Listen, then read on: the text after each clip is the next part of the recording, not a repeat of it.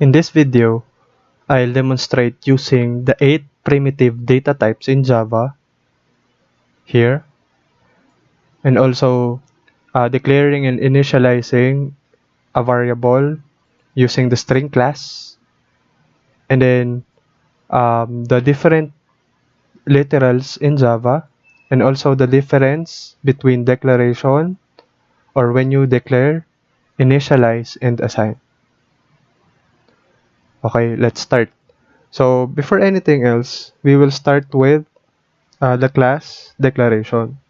So let's call it data types literals demo, and then I'll declare the main method. So public static void main string args, and then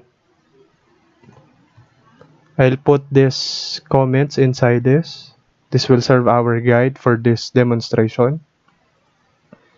So let's start with data types. So in Java, we have 8 primitive data types. So it is classified into 3 categories. We have logical. Under logical, we have Boolean. Under textual, we have char. Under numerical, we have 2 types, integers and then floating point. For integers, we have byte, short, int, and then long. For floating point, we have 2, float, and then double. So in each data types, I'll declare and initialize a variable using that data type. So let's start with Boolean. So Boolean, the keyword for Boolean is Boolean. Boolean result, let's call it result, equals true.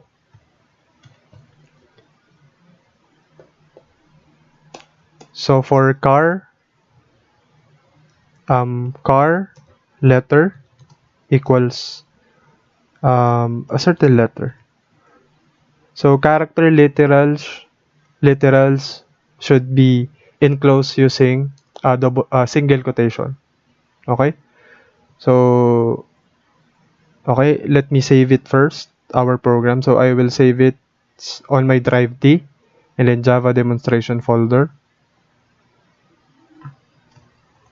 So my file is data types literals demo.java. For integers, I have 4 data types. Let's declare byte. So byte, let's call it integer 1. So the value is 7. Short, integer 2. The value is 15. For short, for integer 3. The value is 31.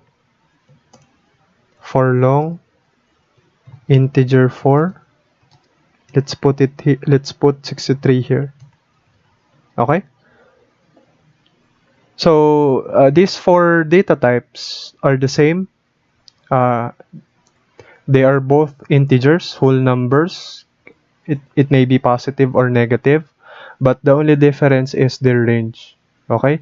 In terms of range, byte can accommodate up to 2 raised to 7 minus 1, while in short, 2 raised to 15 2 raised to 15 minus 1, and for int, 2 raised to 31 minus 1, and integer for long, 2 raised to 63 minus 1. Okay? So they are both integers, but the difference is that it's their range. Okay? So the shortest is byte and the longest is long. Next, for floating point, float, let's call it floating 1. The value is 3.14 f, and then for double, let's call it floating 2. So let's say 45.23234. Okay? So same with integers, float and double are both floating point data types. But the difference is their range. Okay, in terms of range, double is longer compared with float. And please take note that when we assign values for float, we will put f after the value. Okay? This means that this value is now a float. Okay? Compare it with if the floating point value do not have an f for the little for do not have an f for the literal in the literal, so it means that is a double by default. Okay, so to make it float, to make it a floating point, I am sorry, to make it float, let's put an f. Okay, so that is our 8 primitive data types in Java. Okay, so for string, um, string is not a primitive data type in Java, it is a class. Though it is not a primitive data type, we can um, declare a variable of type string. To do that, so we use string with a capital S. Let's call it str, the variable name, equals to a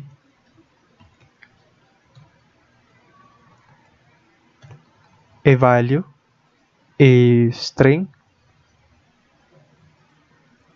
Sorry, my panther, black panther. Okay. So wrong spelling. So that is the spelling of a panther. Okay, so same with the primitive data type, we can declare and initialize a string variable. So same format. We have the data type, the variable name, and the literal. So string literals are enclosed with double quotation. Okay. Next is our literals. For our literals, we have 5 types of literals. We have Boolean literals, true or false. When we say literals, these are the values that we put. Um, these are the values we assign to our variables, or we use it to compare with another variable. So here we have 5 types of literals. So we have 5 types of literals. Boolean literals, true or false. For car, character literals. So any single character, letters, numbers, special symbols. Integer literals, whole number with sign, negative or positive. Floating point literals. So whole numbers, a number with decimal values, decimal point. And then string literals. So string literals are a two or more characters, several characters. It contains several characters. So let's um, display or output the different literals in our example. So let's start with the Boolean literal. So system that out that print line. So result, our Boolean variable. So let's concatenate a string is a Boolean literal. Next is the character literal letter. So system dot out dot print line. So letter is a character literal. So we will enclose character literal with a single quote. So to do that, I'll concatenate single quote before and after the variable.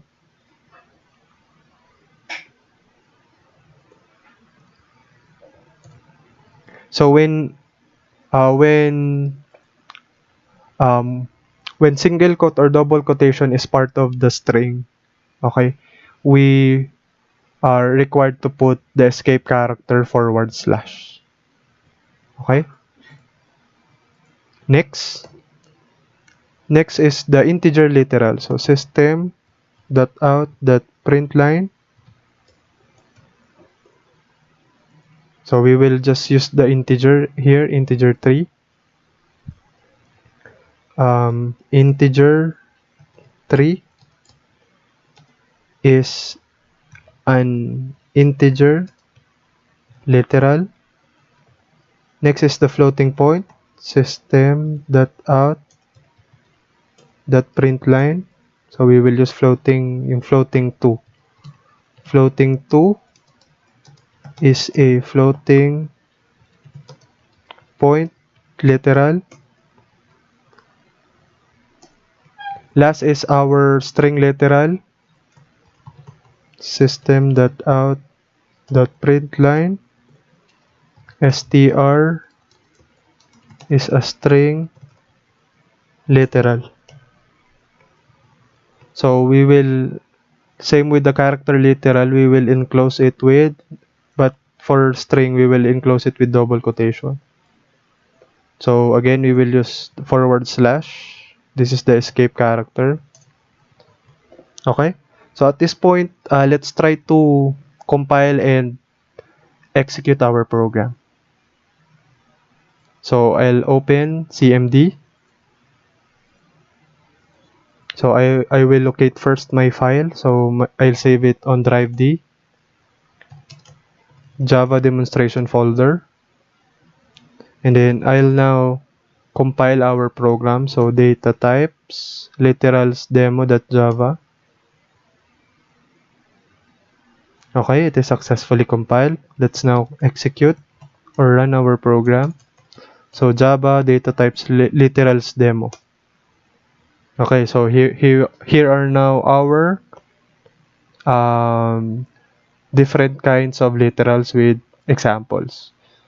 So true is a boolean literal, J is a character literal, 31 is an integer literal, 45.234 is a floating point literal, Black Panther is a string literal.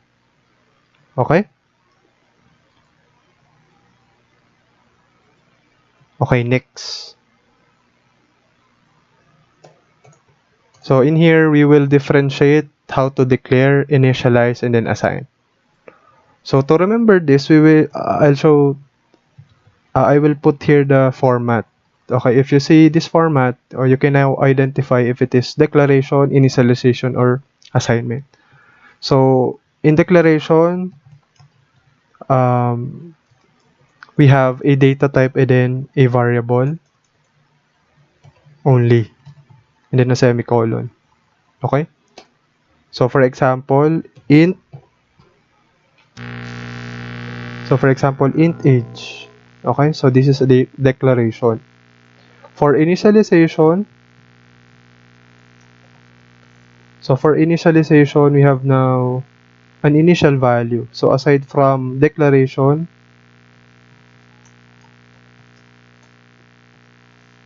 we will now put an initial value. Okay? So for example, int new age equals 25. Okay? So declaration, data type, and variable only. But for initialization, we will now put an initial value. Okay? For assignment, data type,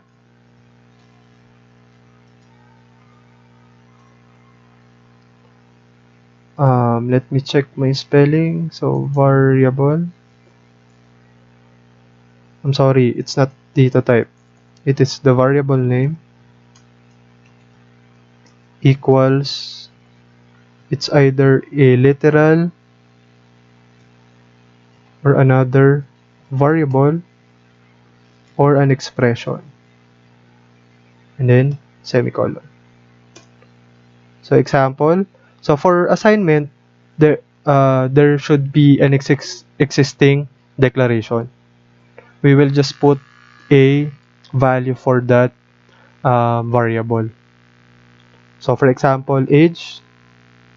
So I will put a value for age. So age equals to 26. Okay, or this is using literal another variable. So if we will use another variable, age is equals to new age.